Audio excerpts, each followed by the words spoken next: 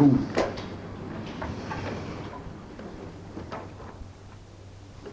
Ben, si vous voulez, on va continuer comme si de rien n'était.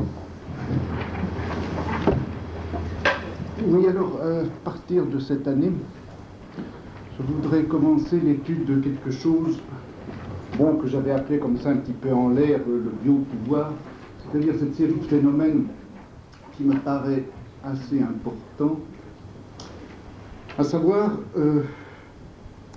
l'ensemble des mécanismes par lesquels ce qui, dans l'espèce humaine, constitue ses traits biologiques fondamentaux, va pouvoir entrer à l'intérieur d'une politique, d'une stratégie politique, d'une stratégie générale de pouvoir.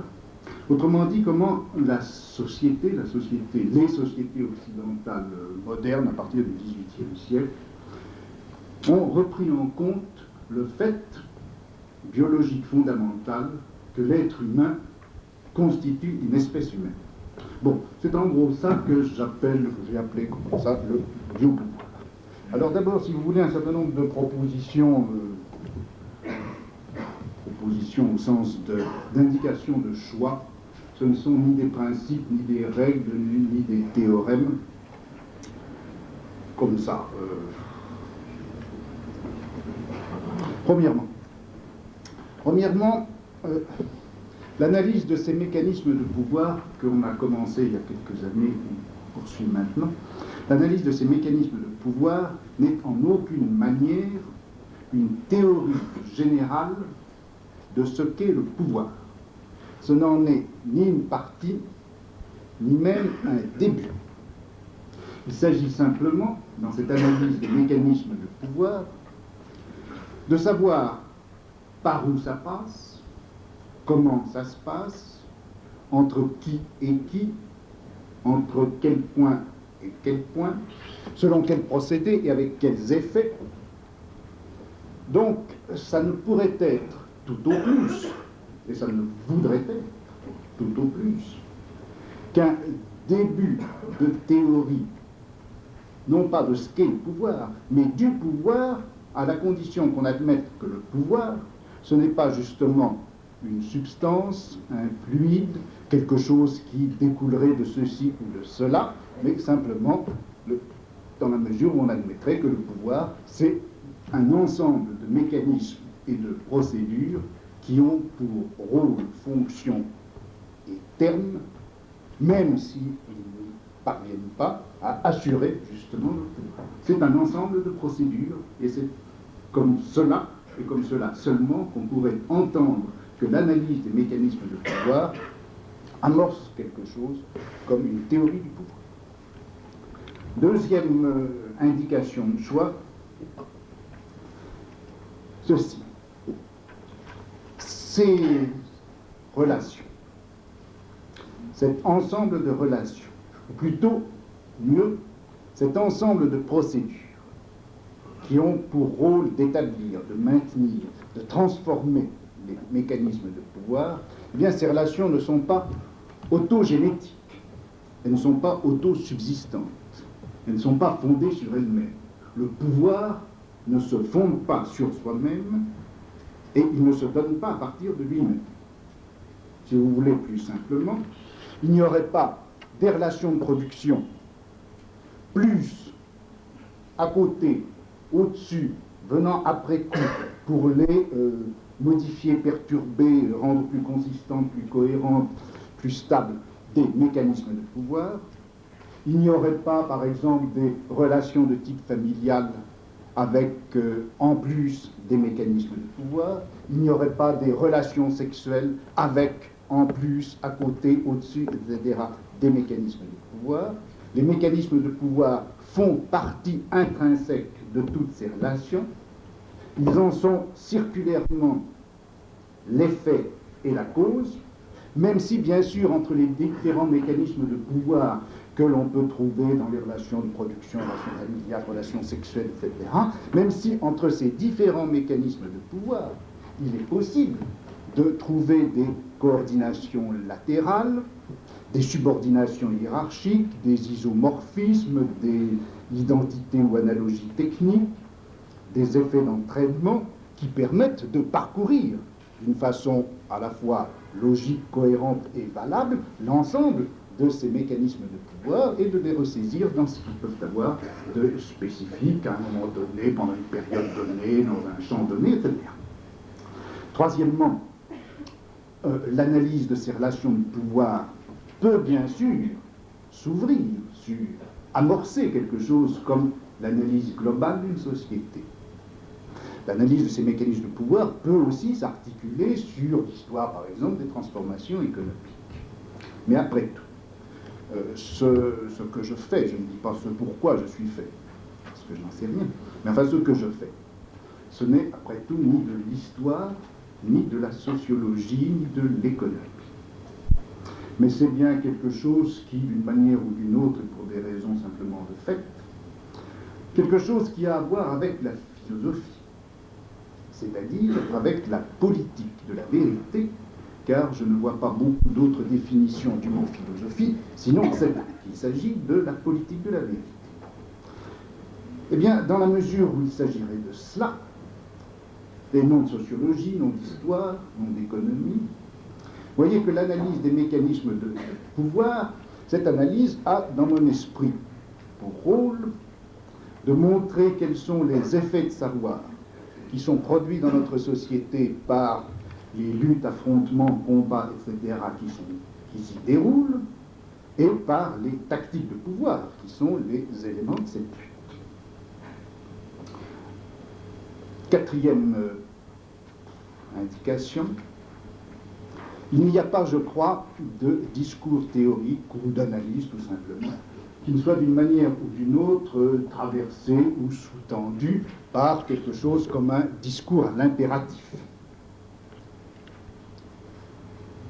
Mais je crois que le discours qui consiste à dire, le discours impératif, qui dans l'ordre de la théorie consiste à dire aimer ceci, détester cela, ceci est bien, cela est mal, soyez pour ceci, méfiez-vous de cela, tout ça me paraît ne pas être autre chose, actuellement en tout cas, qu'un discours esthétique et qui ne peut trouver son fondement que dans des choix d'ordre esthétique. Quant au discours qui consiste à dire, le discours impératif, qui consiste à dire battez-vous contre ceci, et de telle et telle manière, eh bien, il me semble que c'est là un discours bien léger, dès lors qu'il est tenu à partir d'une chaire, d'une institution quelconque d'enseignement, ou même tout simplement sur une feuille de papier. De toute façon, la dimension de ce qu'il y a à faire ne peut apparaître, me semble-t-il, qu'à l'intérieur d'un champ de force réel, c'est-à-dire un champ de force que jamais un sujet parlant ne peut créer seul et à partir de sa parole. C'est un champ de force qu'on ne peut en aucune manière contrôler ni faire valoir à l'intérieur du seul discours. Les impératifs, par conséquent, qui sous-tendent l'analyse théorique qu'on est en train d'essayer de faire, puisqu'il faut bien qu'il y en ait un impératif, eh bien cet impératif, je voudrais qu'il soit simplement un impératif conditionnel, du genre de celui-ci. Si vous voulez lutter, voici quelques points clés, voici quelques lignes de force, voici quelques verrous et quelques blocages. Autrement dit, je voudrais que cet impératif ne soit rien d'autre que des indicateurs tactiques. À moi de savoir, bien sûr, et ceux qui travaillent en même sens, à nous, par conséquent, de savoir sur quel champ de force réel on se repère pour faire une analyse qui serait efficace en termes tactiques. Mais après tout, c'est là le cercle de la lutte et de la vérité, c'est-à-dire justement de la pratique philosophique. Enfin, un cinquième point et dernier, ce rapport, je crois, sérieux et fondamental entre la lutte et la vérité, qui est la dimension même sur laquelle, depuis des siècles et des siècles, se déroule la philosophie. Eh bien, ce rapport sérieux et fondamental entre la lutte et la vérité, je crois qu'il ne fait rien d'autre que de se théâtraliser, se décharner perdre son sens et son efficace dans les polémiques qui sont intérieures au discours théorique. Je ne proposerai donc en tout ceci qu'un seul impératif, mais celui-là sera catégorique et inconditionnel, ne faire jamais de politique. Eh bien, je voudrais maintenant commencer ce cours. Donc là, ça s'appelle sécurité, territoire, population. Première question, bien sûr, qu'est-ce qu'on peut entendre par sécurité? Et c'est à cela que je voudrais consacrer cette heure, et peut-être la suivante, enfin cela, la lenteur ou la rapidité de ce que je dirais. Bon, un exemple, plutôt une série d'exemples. Un exemple plutôt modulé en 3 temps. C'est très simple, c'est très enfantin, mais on va commencer par là. Je crois que ça permet de tirer un certain nombre de choses. Soit une loi pénale tout à fait simple, en forme d'interdit, disons, tu ne tueras pas, tu ne voleras pas, bon, avec son châtiment. Son châtiment, disons, la pendaison, ou bien le bannissement, ou bien la vente. Bon, première chose. Deuxième modulation, la même loi pénale, toujours tu ne voleras pas, toujours assortie d'un certain nombre de châtiments si on enfreint cette loi, mais cette fois, l'ensemble se trouve encadré, d'une part, par toute une série de surveillances, contrôles, regards, quadrillages divers, qui permettent de repérer, avant même que le voleur ait volé, s'il ne va pas voler, etc. Et puis de l'autre côté, à l'autre extrémité, le châtiment n'est pas simplement ce moment spectaculaire, définitif de la pendaison, de l'amende ou du bannissement, mais ça va être une pratique comme l'incarcération, avec sur le coupable toute une série d'exercices, travail de transformation sous la forme de tout simplement ce qu'on appelle les techniques pénitentiaires, travail obligatoire, moralisation, correction, etc. Bon, troisième modulation, à partir de la même matrice, soit la même loi pénale, soit également des châtiments, soit le même type d'encadrement en forme de surveillance d'un côté et de correction de l'autre, mais cette fois, l'application de cette loi pénale, l'aménagement de la prévention, l'organisation du châtiment correctif, tout ça va être commandé par une série de questions qui vont être des questions du genre suivant. Par exemple, quel est le taux moyen de la criminalité de ce genre? Comment statistiquement est-ce qu'on peut prévoir qu'il y aura telle et telle quantité de vols à un moment donné, dans une société donnée, dans une ville donnée, à la ville, à la campagne, dans les couches sociales, etc. Deuxièmement, y a-t-il des moments, des régions, des systèmes pénaux qui sont tels que ce taux moyen va être augmenté ou diminué? Est-ce que les crises, les famines, les guerres, est-ce que les châtiments rigoureux ou au contraire les châtiments adoucis vont modifier quelque chose à ces proportions? Autre question encore, cette criminalité, soit le vol par conséquent, ou à l'intérieur du vol tel ou tel type de vol, combien est-ce que ça coûte à la société, quel dommage est-ce que ça produit, quel manque à gagner, etc. Autre question encore, la répression de ce vol, de ces vols, qu'est-ce qu'elle coûte? Est-ce qu'il est plus coûteux d'avoir une répression sévère et rigoureuse, une répression lâche, une répression de type exemplaire et discontinue, une répression continue au contraire? Bon. Quel est donc le coût comparé et du vol et de sa répression? Qu'est-ce qu'il vaut mieux relâcher, un peu le vol ou un peu la répression? Bon. Autre question encore. Le coupable, une fois qu'on le tient, est-ce que ça vaut la peine qu'on le punisse? Qu'est-ce que ça coûterait de le punir? Qu'est-ce qu'il faudrait faire pour le punir et en le punissant, le rééduquer? Est-ce qu'effectivement il est rééducable? Est-ce qu'il présente, indépendamment de l'acte même qu'il a commis, un danger permanent, de sorte que, rééduqué ou pas, il recommencerait, etc.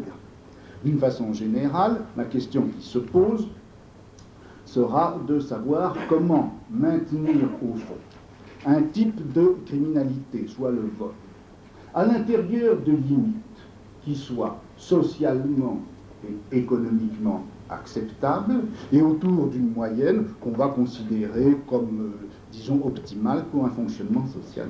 Bon, eh bien, ces trois modalités me paraissent caractéristiques de différentes choses qu'on a pu étudier, ou celles que je voudrais maintenant étudier. La première forme, bon, ben, vous la connaissez, celle qui consiste à poser une loi et à fixer une punition à celui qui l'enfreint. C'est le système du code légal, avec partage binaire entre le permis et le défendu, et un couplage, en quoi précisément consiste le code? Le couplage entre un type d'action interdit et un type de punition. Bon. Donc, c'est le mécanisme légal ou juridique.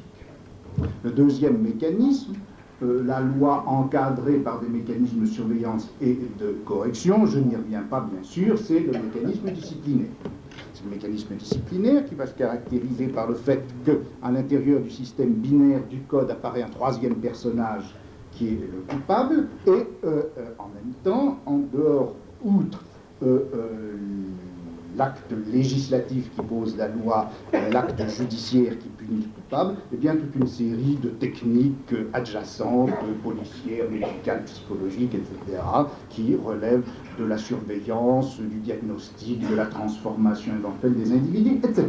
Tout ça, on a.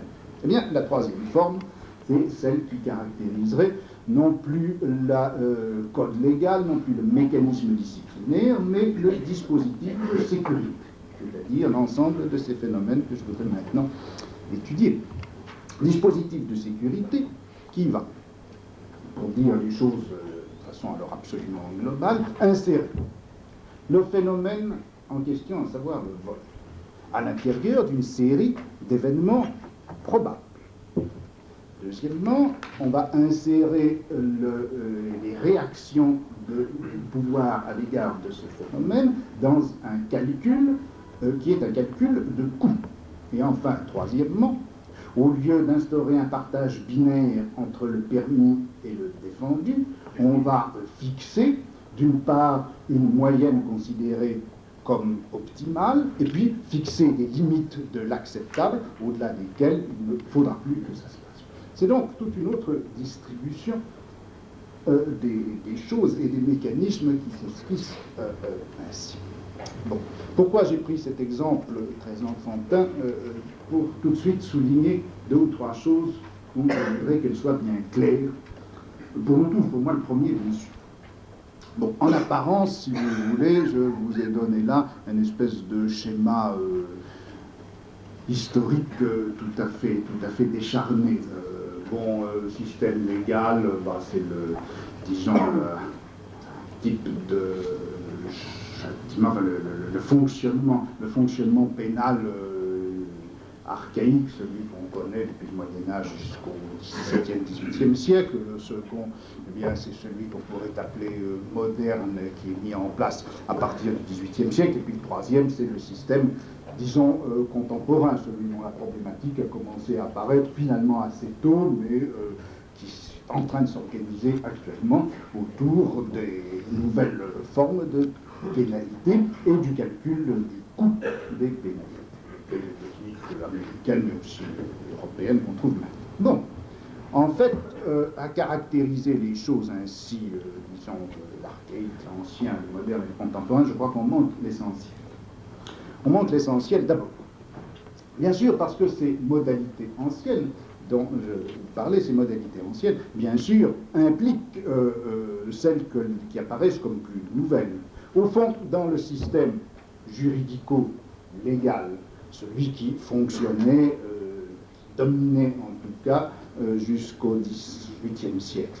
Il est absolument évident que le côté disciplinaire était loin d'être absent.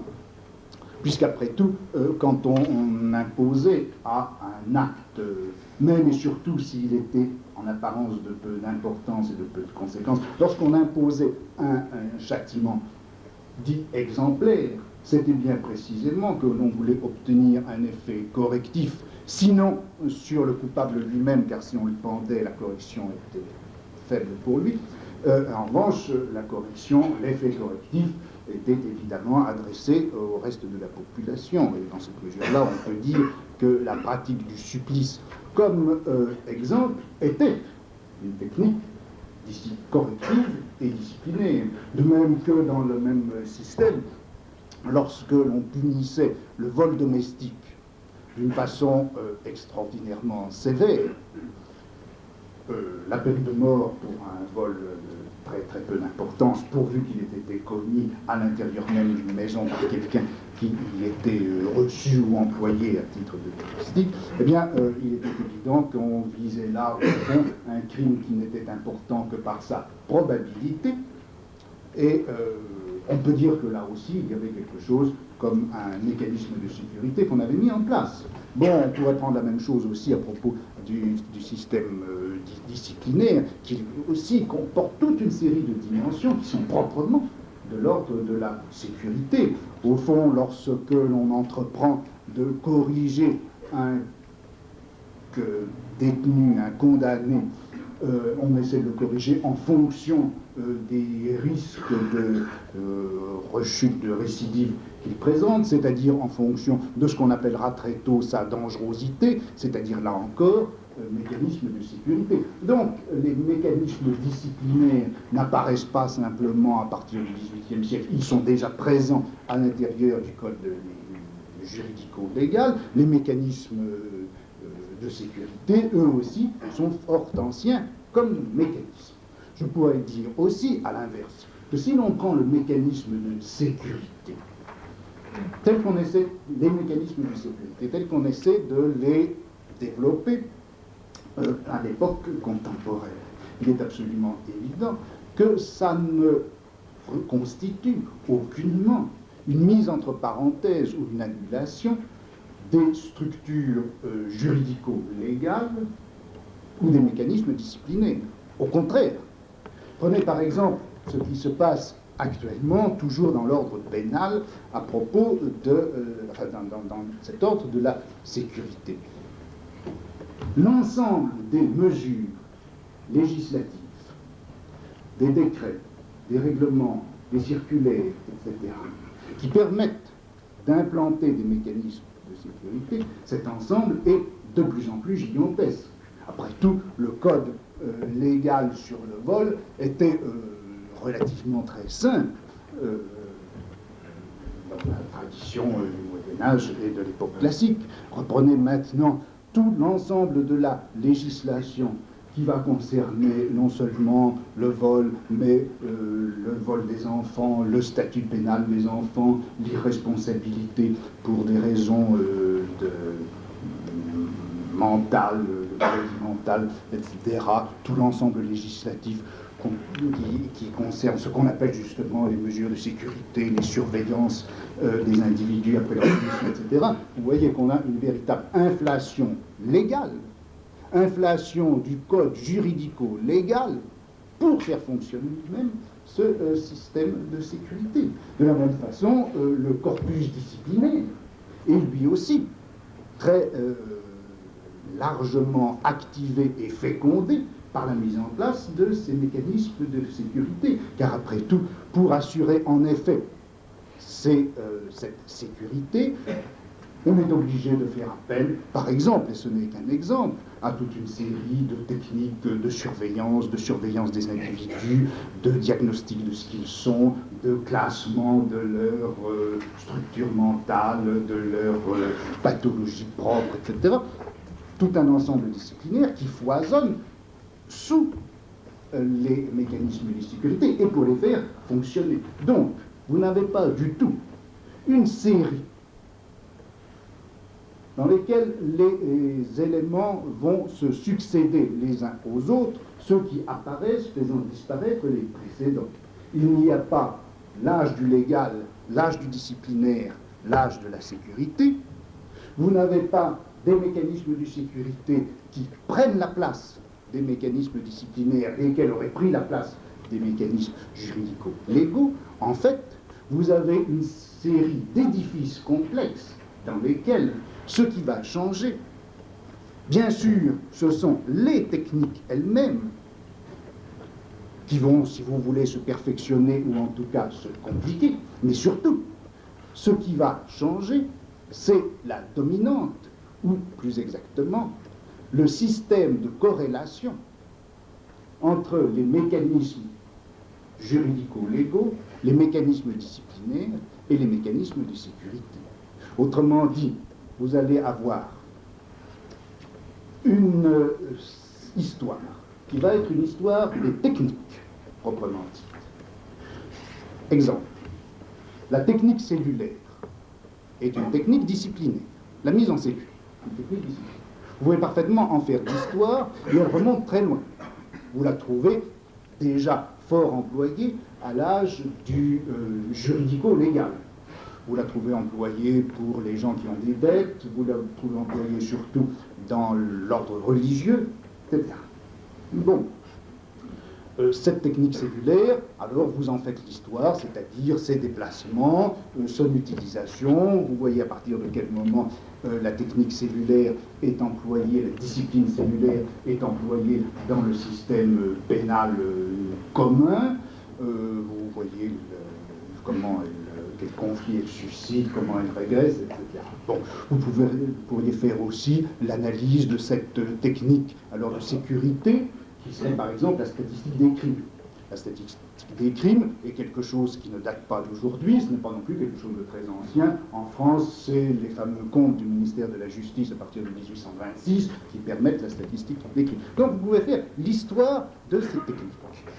Mais il y a une autre histoire, qui serait l'histoire des technologies, c'est-à-dire l'histoire beaucoup plus globale, mais bien entendu également beaucoup plus floue, des corrélations et des systèmes de dominante qui font que dans une société donnée, et pour tel et tel secteur donné, car ce n'est pas forcément toujours du même pas que dans tel ou tel secteur les choses vont évoluer, dans un moment donné, dans une société donnée, dans un pays donné, dans un moment donné, une technologie de sécurité, par exemple, va se mettre en place, reprenant en compte et faisant fonctionner à l'intérieur de sa tactique propre des éléments juridiques, des éléments disciplinaires, quelquefois même en les multipliant.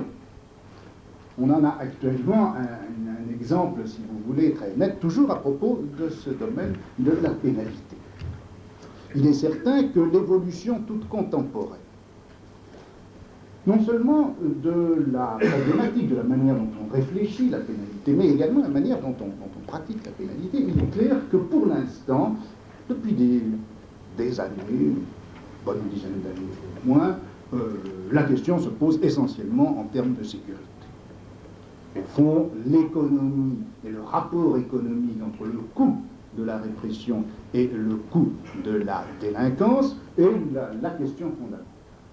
Or, ce qu'on voit, c'est que cette problématique a amené une telle inflation dans les techniques disciplinaires, qui pourtant étaient mises en place depuis très longtemps, que le point où, sinon le scandale, du moins la friction est apparue, et où la blessure a été assez sensible pour provoquer des réactions violentes et réelles, ça a été cette multiplication disciplinaire. Autrement dit, c'est le disciplinaire qui, à l'époque même où les mécanismes de sécurité sont en train de se mettre en place, c'est le disciplinaire qui a provoqué, non pas l'explosion, car il n'y a pas eu d'explosion, mais du moins les conflits les plus manifestes et les plus visibles. Donc, ce que je voudrais essayer de montrer là au cours de cette année, les années suivantes aussi, ce que je voudrais essayer de montrer, c'est en quoi consiste cette technologie, ou quelques-unes de ces technologies disciplinaires, étant entendu que chacune d'entre elles consiste pour une large part en la réactivation et la transformation des techniques juridico-légales et des techniques disciplinaires dont je vous avais parlé les années précédentes.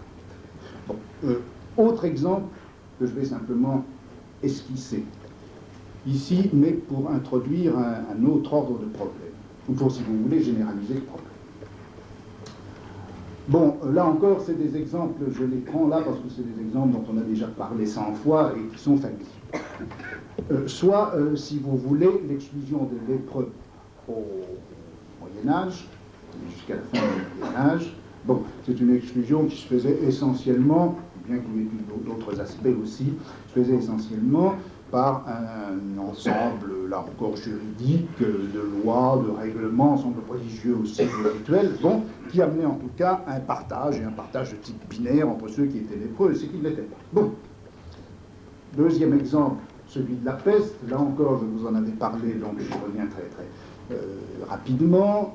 Les règlements de peste, tels qu'on les voit formulés à la fin du Moyen-Âge, au XVIe et encore au XVIIe siècle, donnent une toute autre impression, ils agissent tout autrement, ils ont une toute autre fin, et surtout de tout autre instrument.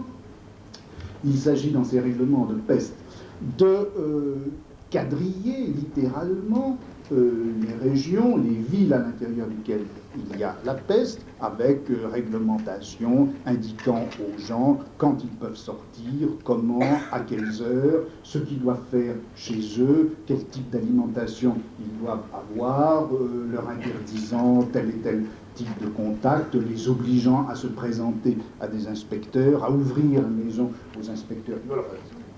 C'est-à-dire qu'on a là un système qui est de type disciplinaire. Troisième exemple, celui qu'on est en train d'étudier au séminaire actuellement, c'est-à-dire la variole, où, à partir du XVIIIe siècle et des pratiques d'inoculation, le problème se pose tout autrement, non pas tellement d'imposer une discipline, bien que la discipline sera appelée à la rescousse, mais le problème fondamental, ça va être de savoir combien de gens sont attaqués de variole, à quel âge, avec quels effets, quelle mortalité, quelle lésion, quelles séquelles, quel risque on prend à se faire inoculer, quelle est la probabilité selon laquelle un individu risquera de mourir ou d'être atteint de variole malgré l'inoculation, quels sont les effets statistiques sur la population en général. Bref, tout un problème qui n'est plus celui de l'exclusion comme dans la lèpre, qui n'est plus celui de la quarantaine comme dans la peste, qui va être le problème des épidémies et des campagnes médicales par lesquelles on essaie de juguler les phénomènes soit épidémiques, soit endémiques. Bon, là encore d'ailleurs, il suffit de voir l'ensemble législatif, les obligations disciplinaires que les mécanismes de sécurité modernes impliquent pour voir qu'il n'y a pas une succession loi, puis discipline, plus sécurité, mais la sécurité est une certaine manière d'ajouter, de faire fonctionner, en plus des mécanismes proprement de sécurité, les vieilles armatures de la loi et de la discipline. Dans l'ordre du droit, donc dans l'ordre de la médecine, et on pourrait multiplier les exemples, c'est bien pour cela que je vous ai citer cet autre, vous voyez qu'on trouve tout de même une évolution qui est un peu semblable, ou des transformations un petit peu de même type dans les sociétés, disons comme les nôtres, occidentales. Il s'agit de l'émergence de technologies de sécurité à l'intérieur, soit de mécanismes qui sont proprement des mécanismes de contrôle social, comme dans le cadre de la pénalité, soit des mécanismes qui ont pour fonction de modifier quelque chose à l'équipement ou au destin biologique de l'espèce. Alors, est-ce qu'on peut dire, et c'est là, si vous voulez, l'enjeu de ce que je voudrais analyser un petit peu, peut-on dire que dans nos sociétés, l'économie générale de pouvoir est en train de devenir de l'ordre de la sécurité? Est-ce que, je voudrais donc, si vous voulez, faire ici une sorte d'histoire des technologies de sécurité et essayer de repérer si on peut effectivement parler d'une société de sécurité. En tout cas, sous ce mot de société de sécurité, je voudrais simplement repérer, savoir s'il y a effectivement une économie générale de pouvoir qui a la forme, ou qui est dominée en tout cas par la technologie de sécurité. Bon, alors, quelques traits généraux de ces dispositifs de sécurité. Je voudrais en repérer 4, je ne sais pas combien. Enfin, je vais toujours commencer à vous en analyser quelques-uns. Premièrement, je voudrais étudier un petit peu, comme ça, en survol, ce qu'on pourrait appeler les espaces de sécurité. Deuxièmement, étudier le problème du traitement de l'aléatoire. Troisièmement, étudier la forme de normalisation qui est spécifique à la sécurité et qui ne me paraît pas du même type que la normalisation disciplinaire. Et enfin, arriver à ce qui va être le problème précis de cette année, savoir la corrélation entre la technique de sécurité et la population, comme à la fois objet et sujet de ces mécanismes de sécurité. C'est-à-dire l'émergence non seulement de cette notion, mais de cette réalité de la population, qui est au fond une idée et une réalité sans doute absolument moderne par rapport au fonctionnement politique, mais également par rapport au savoir et à la théorie politique antérieure au XVIIIe siècle. Bon, alors premièrement, si vous voulez, en gros, les questions d'espace. On pourrait dire, comme ça, au premier regard, et d'une façon un peu schématique, la souveraineté s'exerce dans les limites d'un territoire, la discipline s'exerce sur le corps des individus, et enfin, la sécurité s'exerce sur l'ensemble d'une population. Limite du territoire, corps des individus, ensemble d'une population. Bon, ben oui, mais c'est pas ça, et je crois que ça ne colle pas. Ça ne colle pas, d'abord parce que le problème des multiplicités est un problème que l'on rencontre déjà à propos de la souveraineté et à propos de la discipline. La souveraineté, s'il est vrai que la souveraineté s'inscrit et fonctionne essentiellement dans un territoire, et qu'après tout, l'idée d'une souveraineté sur un territoire non peuplé est une idée juridiquement et politiquement non seulement acceptable, mais parfaitement acceptée et première, de fait, l'exercice de la souveraineté dans son déroulement effectif, réel, quotidien, implique bien entendu toujours une certaine multiplicité, mais qui va être justement traitée comme la multiplicité, soit de sujet, soit la multiplicité d'un peuple. Bon. La discipline également. Bien sûr, elle s'exerce sur le corps de l'individu, mais j'ai essayé de vous montrer comment, en fait, l'individu n'est pas, dans la discipline, la donnée première sur laquelle elle s'exercerait. Il n'y a de discipline que dans la mesure où il y a une multiplicité et une fin, ou un objectif, ou un résultat à obtenir à partir de cette multiplicité. La discipline scolaire, la discipline militaire, la discipline pénale aussi, la discipline dans les ateliers, la discipline ouvrière, tout ça est une certaine manière de gérer la multiplicité, de l'organiser, d'en fixer les points d'implantation, les coordinations, les trajectoires latérales ou horizontales, les trajectoires verticales et pyramidales, la hiérarchie, etc. Et l'individu est beaucoup plutôt une certaine manière de découper la multiplicité pour une discipline que le matériau premier à partir duquel on la bâtit. La discipline est un mode d'individualisation des multiplicités et non pas quelque chose qui, à partir d'individus travaillés d'abord à titre individuel, construirait ensuite une sorte d'édifice à éléments multiples.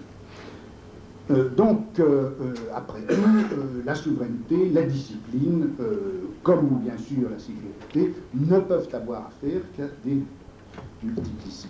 Et d'autre part, les problèmes d'espace sont également communs à tous les trois, en ce sens que pour la souveraineté, ça va de soi, puisque c'est d'abord comme quelque chose qui s'exerce à l'intérieur du territoire que la souveraineté apparaît, mais la discipline implique une répartition spatiale, et je crois que la sécurité également, et c'est de cela justement, de ces traitements différents de l'espace par la souveraineté, la discipline et la sécurité que je voudrais vous parler maintenant.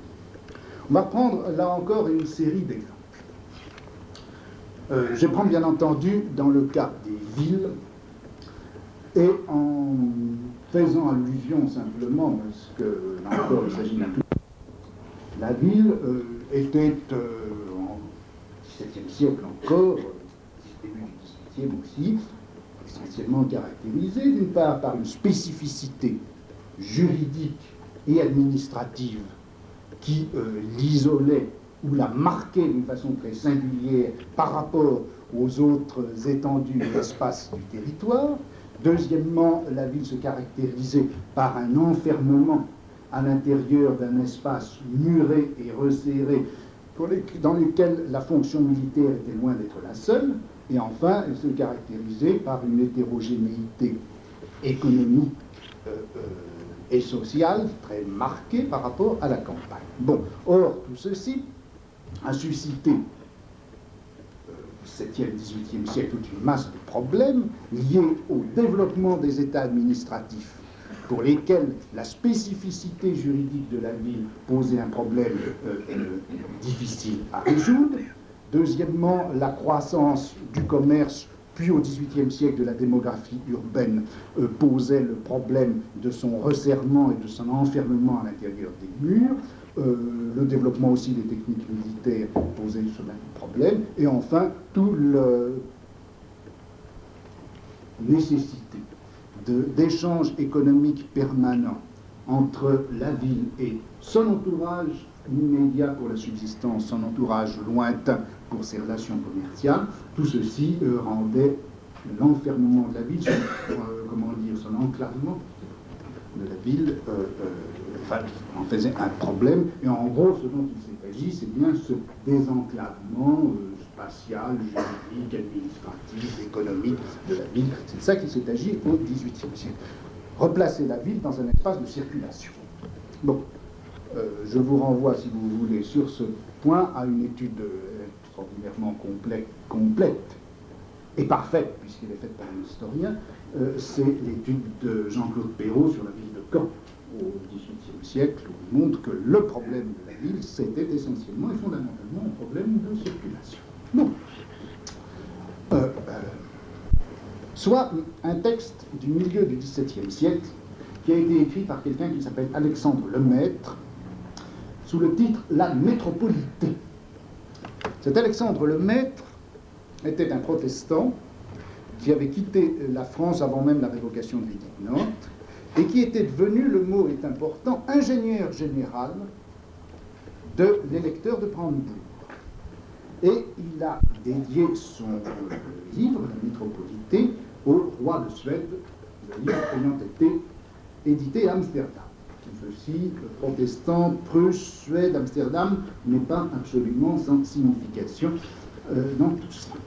Et le problème de la métropolité, traite dans ce sens-là de métropolité, c'est faut-il qu'il y ait une capitale dans un pays et en quoi cette capitale doit-elle consister? Eh bien, l'analyse que fait Lemaître est celle-ci. Il dit l'État est composé en fait de trois éléments, trois ordres, trois États même, dit-il, les paysans, les artisans, et ce qu'il appelle le tiers ordre ou le tiers État, et qui est curieusement le souverain et les officiers qui sont au service du souverain. Bon. Eh bien, par rapport à ces trois éléments, l'État doit être comme un édifice. les fondations d'édifices, celles qui sont dans la terre et sous la terre, qu'on ne voit pas mais qui assurent la solidité de l'ensemble, eh bien ces fondations, c'est bien sûr les paysans. Les parties communes, les parties de service de l'édifice, c'est bien entendu les artisans. Quant aux parties nobles, aux parties d'habitation et de réception, c'est les officiers du souverain et le souverain lui-même. Bon, à partir de cette métaphore, vous voyez, architecturale, le territoire doit lui aussi comprendre ses fondations, ses parties communes et ses parties nobles. Fondation, ça va être les campagnes. Et dans les campagnes, pas besoin de vous dire que doivent habiter tous les paysans et rien que les paysans. Deuxièmement, dans les petites villes, doivent habiter tous les artisans et rien que les artisans. Et enfin, dans la capitale, partie noble de l'édifice de l'État, dans la capitale, doivent habiter le souverain, ses officiers et ceux des artisans et commerçants qui sont indispensables au fonctionnement même de la cour et de l'entourage du souverain. Le rapport entre cette capitale et le reste du territoire, le maître le perçoit de différentes façons. Ça doit être un rapport géométrique, en ce sens qu'un bon pays, c'est un pays en somme qui a la forme du cercle, et c'est bien au centre du cercle que la capitale doit se trouver. Une capitale qui serait au bout d'un territoire allongé ou biscornu n'aurait pas, par rapport à ce territoire, ne pourrait pas exercer toutes les fonctions qu'il doit exercer. En effet, et c'est là où le second rapport apparaît, il faut que ce rapport de la capitale au territoire soit un rapport esthétique et symbolique. La capitale doit être l'ornement même du territoire.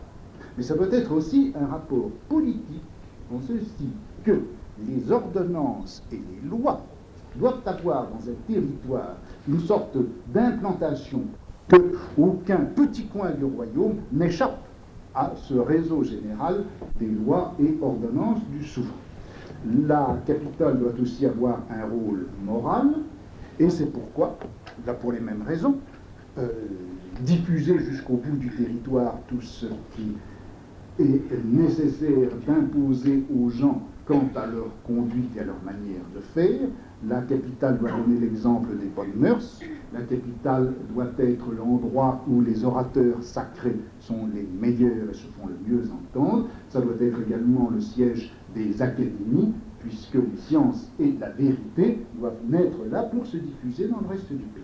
Et enfin, un rôle économique, la capitale doit être le lieu du luxe, pour qu'elle constitue un lieu d'appel pour les marchandises qui viennent de l'étranger, et en même temps, elle doit être le point de redistribution par le commerce d'un certain nombre de produits fabriqués, manufacturés, etc. Bon, laissons, si vous voulez, de côté l'aspect proprement utopique de ce projet. Je crois qu'il est tout de même intéressant parce qu'il me semble qu'on y voit là une définition de la ville, une réflexion sur la ville, essentiellement en termes de souveraineté.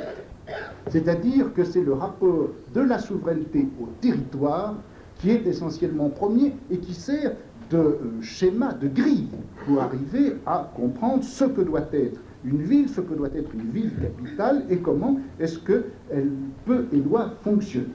Il est intéressant de voir comment, d'ailleurs, à travers cette grille de la souveraineté comme problème fondamental, on voit apparaître un certain nombre de fonctions proprement urbaines, fonctions économiques, fonctions morales et administratives, etc. Et ce qui est intéressant, enfin, c'est que le rêve de Lemaître, c'est de brancher l'efficacité politique de la souveraineté sur une distribution spatiale. Un bon souverain, c'est quelqu'un, que ce soit un souverain collectif ou individuel, un bon souverain, c'est quelqu'un qui est bien placé à l'intérieur d'un territoire, et un territoire qui est bien policé au niveau de son son obéissance au souverain est un territoire qui a une bonne disposition spatiale. Eh bien, tout ceci, cette idée d'une efficacité politique de la souveraineté est liée à l'idée aussi d'une intensité des circulations, circulation des idées, circulation des volontés et des ordres, circulation commerciale aussi. Il faut, au fond, et c'est là l'idée à la fois ancienne puisqu'il s'agit de la souveraineté et moderne puisqu'il s'agit de la circulation, il s'agit au fond pour le maître de superposer l'état de souveraineté, l'état territorial et l'état commercial. Il s'agit de les boucler et de les renforcer les uns par rapport aux autres. Inutile de vous dire qu'on est là, en cette période et en cette région de l'Europe, en plein mercantilisme, ou plutôt en plein capitalisme. C'est-à-dire, bien en effet, le problème de comment, à l'intérieur d'un système de souveraineté strict, assurer un développement économique maximal par le biais du commerce. En somme, ce dont parle le maître, problème de le maître, c'est celui-ci, comment assurer un État bien capitalisé, c'est-à-dire bien organisé autour d'une capitale, siège de la souveraineté et point central de circulation politique et commerciale.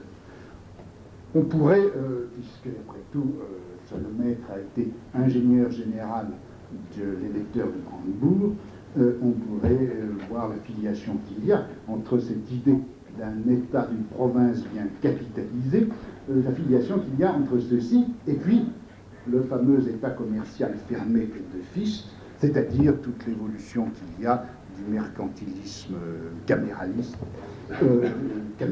à l'économie nationale allemande du début du XIXe siècle. En tout cas, la ville capitale est dans ce texte pensée en fonction des rapports de souveraineté qui s'exercent sur un territoire. Je vais prendre maintenant un autre exemple. J'aurais pu le prendre également dans les mêmes régions du monde, c'est-à-dire cette Europe du Nord qui a été si importante dans les... Enfin, elle a toujours été, mais dans la pensée, dans la théorie politique du XVIIe siècle, toute cette région qui va de la Hollande à la Suède, autour de la mer du Nord et de la Baltique, etc. On peut prendre des exemples, Christiana, en Göteborg, en Suède, serait des exemples. Je vais en prendre un en France. C'est donc là toute cette série des villes artificielles qui ont été construites, donc certaines dans le nord de l'Europe et un certain nombre aussi en France à l'époque de Louis XIII et Louis XIV. Je prends l'exemple d'une toute petite ville qui s'appelle le Richelieu, qui a été construite, vous le savez, aux confins de la Touraine et du Poitou, et qui a été construite à partir précisément de rien. Là où il n'y avait rien, on construit une ville. Et on l'a construit comment? Eh bien là, vous le savez, on utilise cette fameuse forme du camp romain, qui, à l'époque, venait d'être réutilisé à l'intérieur de l'institution armée, de l'institution des armées, institution militaire, comme instrument fondamental de la discipline. Au fin XVIe, début XVIe siècle, précisément dans les pays protestants, d'où l'importance de tout ça dans l'Europe du Nord, enfin bon, peu importe, on remet en vigueur la forme du camp romain en même temps que les exercices, la subdivision des troupes, les contrôles collectifs et individuels dans la grande entreprise de disciplinarisation de l'armée. Or, qu'il s'agisse de Christiana, qu'il s'agisse de Göteborg, qu'il s'agisse de Richelieu, c'est bien cette forme du camp qu'on utilise.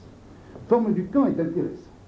En effet, dans le cas précédent, la métropolité de le maître, l'aménagement de la ville était essentiellement pensé dans la catégorie plus générale, plus globale du territoire. C'était à travers ce macrocosme qu'on essayait de penser la ville, avec un espèce de répondant de l'autre côté, puisque l'État lui-même était pensé comme un édifice. Enfin, c'était tout ce jeu du macrocosme et microcosme qui traversait la problématique du rapport entre la ville, la souveraineté et le territoire. Là, dans le cas de ces villes construites sous figure du camp, on peut dire que la ville est tout de même pensée d'abord, non pas à partir du plus grand qu'est le territoire, mais à partir du plus petit qu'est, à partir d'une figure géométrique qui est une sorte de module architectural, à savoir le carré ou le rectangle, subdivisés eux-mêmes par des croix en d'autres carrés ou d'autres rectangles. Il faut tout de suite souligner que, dans le cas de Richelieu au moins, comme dans les camps bien aménagés et dans les bonnes architectures, cette figure, ce module qui est utilisé, ne met pas simplement en œuvre le principe de la symétrie. Bien sûr, il y a un axe de symétrie, mais qui est encadré et qui devient fonctionnel grâce à des dissymétries bien calculées. Dans une ville comme Richelieu, par exemple, vous avez une rue médiane, et puis, qui divise bien effectivement en deux rectangles, le rectangle même de la ville, et puis d'autres rues, dont certaines sont parallèles à cette rue médiane, dont d'autres sont perpendiculaires, mais qui sont à des distances différentes. Les unes sont plus rapprochées, les autres sont plus éloignées, de telle manière que la ville est bien subdivisée en rectangles, mais en rectangles dont les uns sont grands, les autres petits, avec une gradation du plus grand au plus petit. Et les plus grands rectangles, c'est-à-dire le plus grand espacement des rues, se trouvent à une extrémité de la ville, et les plus petits rectangles, le quadrillage le plus serré, est au contraire à l'autre extrémité de la ville. Du côté des plus grands rectangles, là où les croisillons sont larges, les mailles les rues sont larges, eh bien, c'est là que les gens doivent habiter. Au contraire, là où le croisillon est beaucoup plus serré, eh bien, c'est là où il doit y avoir les commerces, les artisans, les boutiques. C'est là aussi où il doit y avoir des places où se tiendront les marchés. Et ce quartier du commerce, où on voit bien comment le problème de la circulation, plus il y a de commerce, plus il doit y avoir de circulation, plus il y a de commerce, plus il doit y avoir de surface sur la rue et de possibilité de sillonner la rue, bon, etc. Ce quartier du commerce est flanqué d'un côté par l'église, de l'autre par les halles.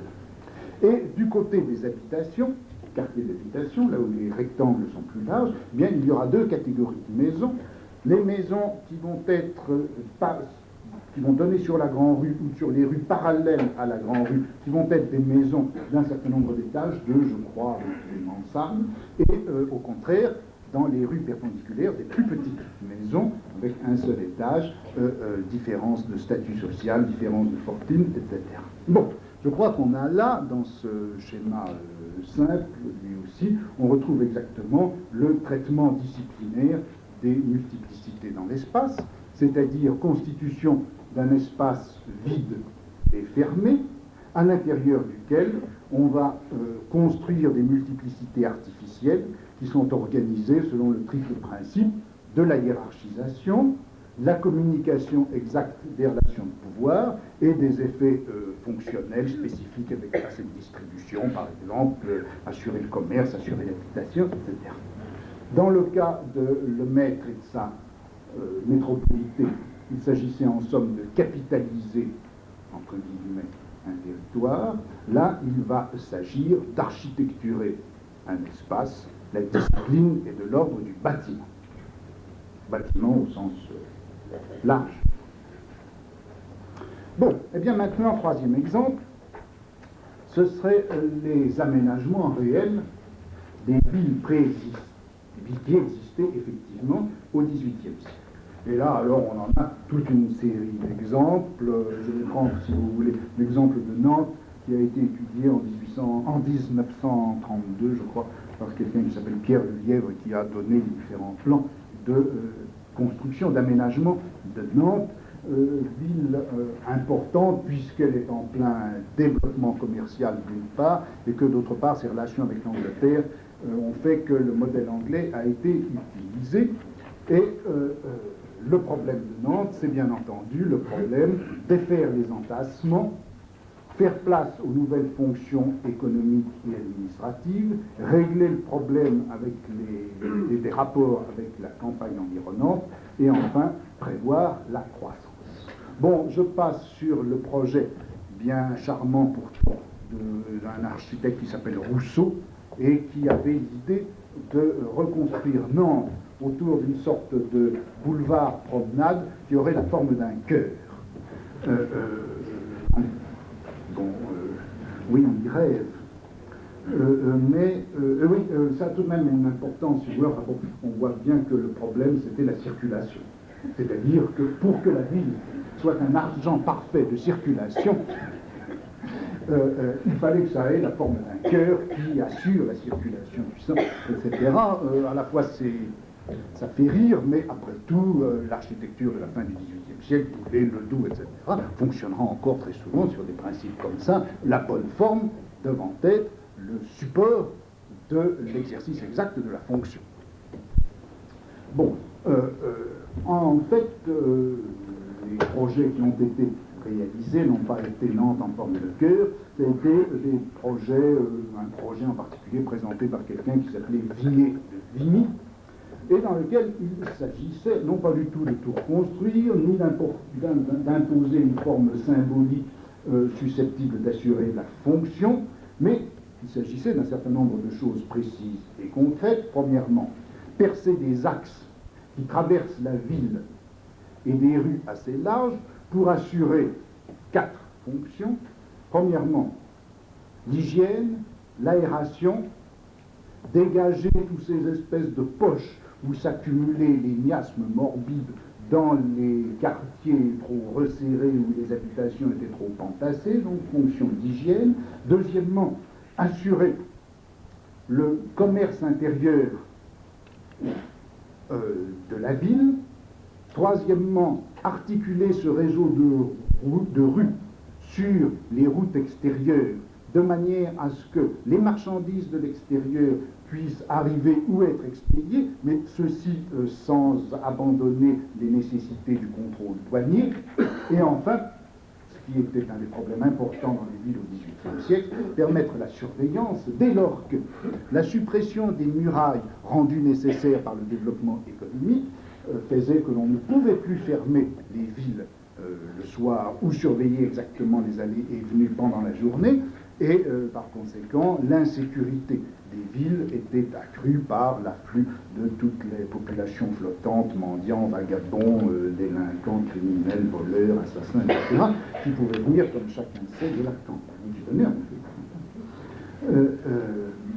Bon, autrement dit, il s'agissait d'organiser la circulation, d'éliminer ce qui en était dangereux, de faire le partage entre la bonne et la mauvaise circulation, maximaliser la bonne circulation en diminuant la mauvaise. Il s'agissait donc également d'aménager les accès à l'extérieur, essentiellement pour ce qui est de la consommation de la ville et de son commerce avec le monde extérieur. On a organisé un axe de circulation avec Paris, on a aménagé l'herbe par où venaient les bois de Bretagne avec lesquels on se chauffait. Et enfin, il s'est agi, dans ce plan de réaménagement de Vigny, de répondre à une question fondamentale et qui est paradoxalement assez nouvelle, c'est-à-dire comment intégrer à un plan actuel les possibilités de développement de la ville. Et ça a été tout le problème du commerce, des quais et de ce qu'on n'appelait pas encore les docks. La ville se perçoit elle-même comme étant en développement. Un certain nombre de choses, d'événements, d'éléments vont arriver ou se produire. Et qu'est-ce qu'il faut faire pour faire face à l'avance à ce qu'on ne connaît pas exactement? Alors l'idée, c'est tout simplement d'utiliser les bords de la Loire et de construire des quais le plus long, le plus grand possible le long de la Loire. Mais plus on allonge la ville, plus on va perdre le bénéfice de cette espèce de quadrillage clair, cohérent, etc. Est-ce qu'on va bien pouvoir administrer une ville dans laquelle l'étendue est si grande? Est-ce que la circulation va bien se faire dès lors qu'on va étendre la ville indéfiniment dans le sens de la longueur? Alors le projet de Vigny, c'était de construire des quais le long d'un des bords de la Loire, de laisser se développer un quartier, puis de construire, en s'appuyant sur des îles, des ponts sur la Loire, et à partir de ce pont, de laisser se développer, de faire se développer un quartier en face du premier, de sorte que cet équilibre des deux bords de la Loire aurait évité l'allongement indéfini d'un des côtés de la Loire. Enfin, peu importe, si vous voulez, le détail même de l'aménagement prévu. Je crois qu'il est assez important, en tout cas qu'il est significatif pour un certain nombre de raisons. Premièrement, il ne s'agit plus du tout de construire à l'intérieur d'un espace vide ou vidé, comme dans le cas de ces villes, disons, disciplinaires, comme Richelieu, comme Christiana, etc. La discipline travaille dans un espace vide, artificiel, que l'on va construire entièrement. La sécurité, elle, va prendre appui sur un certain nombre de données matérielles. Elle va travailler avec, bien sûr, l'emplacement, elle va travailler avec le circuit des eaux, l'écoulement des eaux, avec les îles, avec l'air, etc. Donc, elle travaille sur un donné. Ce donné, il ne s'agit pas pour elle d'en le reconstruire de telle manière qu'on atteindrait un point de perfection comme dans une ville disciplinaire. Il s'agit simplement de maximaliser les éléments positifs, que l'on circule le mieux possible, et de minimiser au contraire ce qui est risque et inconvénient, comme le vol, comme les maladies, etc., tout en sachant parfaitement qu'on ne les supprimera jamais. On travaille donc non seulement sur des données naturelles, mais on travaille aussi sur des quantités qui sont relativement compressibles, mais qui ne le sont jamais totalement. Ça ne peut jamais être annulé. On va donc travailler, si vous voulez, sur des probabilités. Troisièmement, ce qu'on va essayer d'organiser dans ces aménagements des villes, c'est des éléments qui se justifient par leur polyfonctionnalité. Qu'est-ce que c'est qu'une bonne rue? C'est une bonne rue dans laquelle il va y avoir bien sûr une circulation de ce qu'on appelle les miasmes, donc les maladies, et il va falloir gérer la rue en fonction de ce rôle nécessaire, bien que très peu souhaitable, de la rue. La rue, ça va être aussi ce à travers quoi on porte les marchandises. Ça va être également ce le long de quoi il va y avoir les boutiques. La rue, ça va être aussi ce à travers quoi vont pouvoir passer les voleurs, éventuellement les émeutiers, etc. C'est donc toutes ces différentes fonctions de la ville, les unes positives, les autres négatives, mais c'est celles-là qu'il va falloir mettre en place dans l'aménagement. Enfin, le quatrième point important, c'est qu'on va travailler sur l'avenir, c'est-à-dire que la ville ne va pas être conçue ni aménagée en fonction d'une perception statique qui assurerait dans l'instant la perfection de la fonction, mais elle va s'ouvrir sur un avenir non exactement contrôlé ni contrôlable, non exactement mesuré ni mesurable, et le bon aménagement de la ville, ça va être précisément ça, tenir compte de ce qui peut se passer.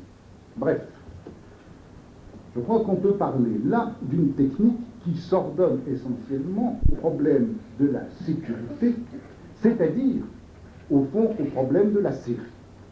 Série indéfinie des éléments qui se déplacent, la circulation. Nombre X de chariots, nombre X de passants, nombre X de voleurs, nombre X de miasmes, etc. Série indéfinie des éléments qui se déplacent, série indéfinie des événements qui se produisent, tant de bateaux vont accoster, tant de chariots vont arriver, etc. Série indéfinie également des unités qui s'accumulent, combien d'habitants, combien de maisons, etc. Et c'est la gestion de ces séries ouvertes, et par conséquent qui ne peuvent être contrôlées que par une estimation de probabilité, c'est cela, je crois, qui caractérise assez essentiellement le mécanisme de sécurité. Disons pour résumer tout ça, que alors que la souveraineté capitalise un territoire, posant le problème majeur du siège du gouvernement, alors que la discipline architecture un espace, et se pose comme problème essentiel une distribution hiérarchique et fonctionnelle des éléments, eh bien, la sécurité va essayer d'aménager un milieu en fonction d'événements ou de séries d'événements ou d'éléments possibles, séries qu'il va falloir régulariser dans un cadre multivalent et transformable. L'espace propre à la sécurité renvoie donc à une série d'événements possibles, elle renvoie au temporel et à l'aléatoire, à un temporel et à un aléatoire qu'il va falloir inscrire dans un espace donné, l'espace dans lequel se produisent des éléments, dans lequel se déroulent des séries d'éléments aléatoires, eh bien c'est, je crois, à peu près cela que l'on appelle le milieu. Le milieu, c'est une notion, bien sûr, qui, en biologie, n'apparaît, vous le savez, que trop qu'avec Lamarck. C'est une notion qui, en revanche, existe déjà en physique, qui est utilisée par Newton et les newtoniens. Le milieu, qu'est-ce que c'est? Eh bien, c'est ce qui est nécessaire et suffisant, non pas suffisant, c'est ce qui est nécessaire pour rendre compte de l'action à distance d'un corps sur un autre. C'est donc bien, si vous voulez, le support et l'élément de circulation d'une action. C'est donc le problème circulation et causalité qui est en question dans cette notion du milieu. Eh bien, je crois que les architectes, les urbanistes, les premiers urbanistes du XVIIIe siècle sont précisément ceux qui ont non pas utilisé la notion de milieu, car autant que j'ai pu voir, elle n'est jamais utilisée pour désigner les villes ni les espaces aménagés. En revanche, si la notion n'existe pas, je dirais que le schéma technique de cette notion de milieu, l'espèce de, comment dire, de structure pragmatique qui le dessine à l'avance est présente dans la manière dont les urbanistes essaient de réfléchir et de modifier l'espace urbain. Les dispositifs de sécurité travaillent, fabriquent, organisent, aménagent un milieu avant même que la notion ait été formée et isolée. Le milieu, ça va être donc ce en quoi se fait la circulation. Le milieu, c'est un ensemble de données naturelles, fleuves, marécages, collines. C'est un ensemble de données artificielles, agglomération d'individus, agglomération de maisons, etc. Le milieu, c'est un certain nombre d'effets qui sont des effets de masse portant sur tous ceux qui y résident. Le milieu, c'est un élément à l'intérieur duquel se fait un bouclage circulaire des effets et des causes, puisque ce qui est effet d'un côté va devenir cause de l'autre. Par exemple, plus l'entassement est grand, plus il va y avoir de miasmes, plus il va y avoir de miasmes, plus on va être malade, plus on est malade, bien sûr, plus on meurt, plus il y a de cadavres, et par conséquent, plus il y a de miasmes, etc. Donc, c'est donc ce phénomène de circulation des causes et des effets qui est visé à travers le milieu. Et enfin, le milieu apparaît comme un champ d'intervention où, au lieu d'atteindre les individus comme un ensemble de sujets de droit capables d'action volontaire, ce qui était le cas de la souveraineté, au lieu de les atteindre comme une multiplicité d'organismes, de corps susceptibles de performances et des performances requises comme dans la discipline, on va essayer d'atteindre, eh bien quoi? D'atteindre précisément une population. Je veux dire une multiplicité d'individus qui n'existent que profondément, essentiellement, biologiquement liés à la matérialité à l'intérieur de laquelle ils existent. Ce qu'on va essayer d'atteindre avec par ce milieu, c'est là où précisément interfère une série d'événements que ces individus, ces populations, ces groupes produisent avec les événements anecdotiques naturelles qui se produisent, quasi naturelles qui se produisent autour d'eux. Il me semble, si vous voulez, qu'avec ce problème technique posé par la ville, on voit, mais ce n'est qu'un exemple, on trouvera bien d'autres, on reviendra, on voit l'irruption du problème de la naturalité de l'espèce humaine à l'intérieur d'un milieu artificiel.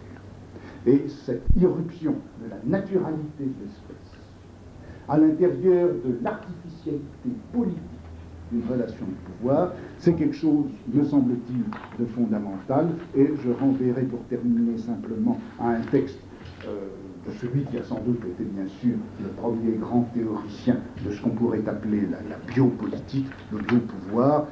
Il en parle d'ailleurs pour d'autre chose qui est la natalité, qui est bien sûr un des grands enjeux, mais on voit très bien apparaître là cette notion d'un milieu historico-naturel comme cible d'une intervention du pouvoir, qui paraît tout à fait différente de la notion, si vous voulez, juridique de la souveraineté du territoire, différente aussi de l'espace disciplinaire, cette idée d'un milieu artificiel et naturel, où l'artifice joue comme une nature par rapport à une population qui, tout en étant toute tramée de rapports sociaux et politiques, fonctionne aussi comme une espèce. Eh bien, c'est donc dans Moe, dans les recherches sur la population, qu'on trouve un texte comme ceci. Il dépend du gouvernement de changer la température de l'air et d'améliorer le climat. Un cours donné aux eaux croupissantes, des forêts plantées ou brûlées, des montagnes détruites par le temps ou par la culture continuelle de leur superficie, forment un sol et un climat nouveaux. Tel est l'effet du temps, de l'habitation de la terre et des vicissitudes dans l'ordre physique que les cantons les plus sains sont devenus morbifiques. Et il se réfère à un vers de Virgile où il est question du vin qui gèle dans les tonneaux, et il dit, est-ce qu'on ne verrait jamais actuellement en Italie le vin gelé dans les tonneaux?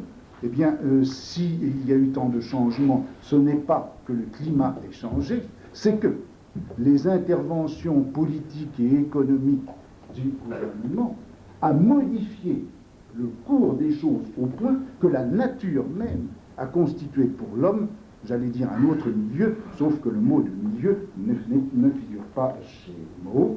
Et en conclusion, il dit, si du climat, du régime, des usages, de l'habitude, de certaines actions, il résulte le principe inconnu qui forme le caractère et les esprits, on peut dire que les souverains, par des lois sages, par des établissements utiles, par la gêne qu'apportent les impôts, par la faculté résultante de leur suppression, enfin par leur exemple, régissent l'existence physique et morale de leurs sujets. Peut-être un jour pourra-t-on tirer parti de ces moyens pour donner aux mœurs et à l'esprit une lance à volonté, pour donner aux mœurs et à l'esprit de la nation une lance à volonté. Vous voyez là, on retrouve le problème du souverain, mais cette fois, le souverain, ce n'est plus celui qui exerce son pouvoir sur un territoire à partir d'une localisation politique, géographique de sa souveraineté politique.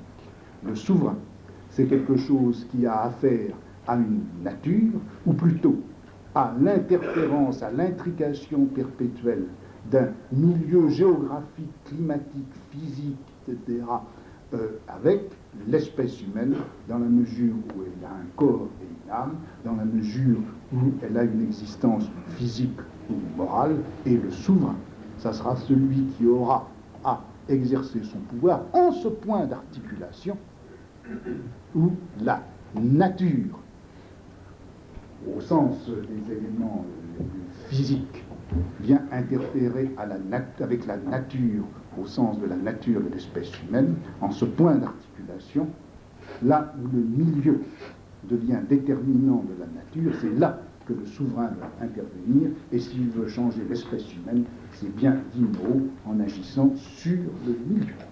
Bon, bien, je crois qu'on a là, si vous voulez, un des axes, des éléments fondamentaux dans cette mise en place des mécanismes de sécurité, c'est-à-dire l'apparition, non pas encore de la notion du milieu, mais d'un projet technique-politique qui s'adresserait à la milieu.